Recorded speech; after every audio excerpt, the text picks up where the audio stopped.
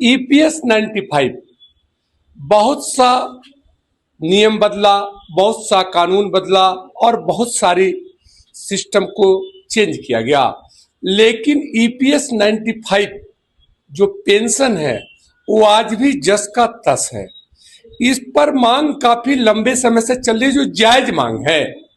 इसमें कोई भी इंसान यह नहीं कह सकता चाहे ईपीएस 95 से हो या ना हो, वह इसे नाजायज मांग कह ही नहीं सकता है। ये बिल्कुल जायज मांग है कि क्या 1,000 रुपया अभी के हिसाब से यह महीने भर चल सकता है, जहां मांग भी बहुत बेहतर नहीं है। 7,500 मांग की गई है, जो काफी लंबे समय से यह विचाराधीन है, लेकिन अभी तक इस पर न तो सुप्रीम कोर्ट ने कोई आदेश दिया और न ही सरकार ने इस पर कोई निर्णय लिया। प्रश्न ये है कि जिन लोगों ने, किसी के 60 साल, 65 साल, 70 साल, 75 साल, 80 साल है, क्या ये इस उम्र में आकर सब लोग कहीं न कहीं किसी को सेवा दिए हैं, चाहे अगर वो फैक्ट्री में काम किए हैं या कुछ भी काम किए हैं, तो वह कहीं न कहीं जाकर वह इस उम्मीद के साथ बैठे हैं कि सरकार जो देश का गार्जियन होता हर पहलू पे नजर रखेंगे।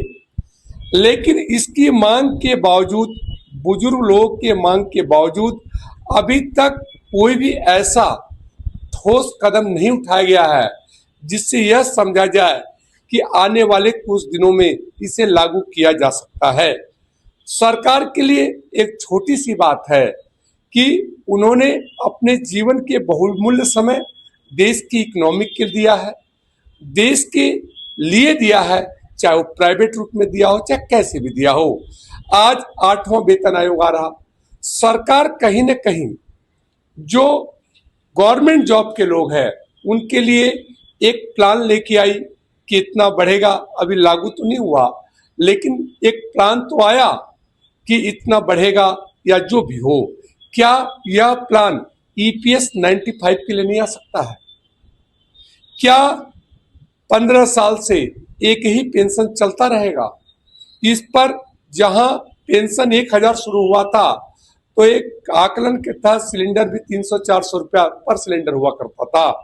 उसी तरह आप सबका एनालिसिस लगा लो आप, तो अभी सब में कम से कम 5 गुना, 4 गुना, 6 गुना वृद्धि हो गई। लेकिन यह पेंशन जस का तस रहा, जिस पर सभी ने कुछ न कुछ मांग रखी। लेकिन सरकार को यही कहूंगा कि इस पर आपको विचार करना चाहिए, क्योंकि एक उम्र के बाद लोग बिल्कुल असहाय हो जाते हैं।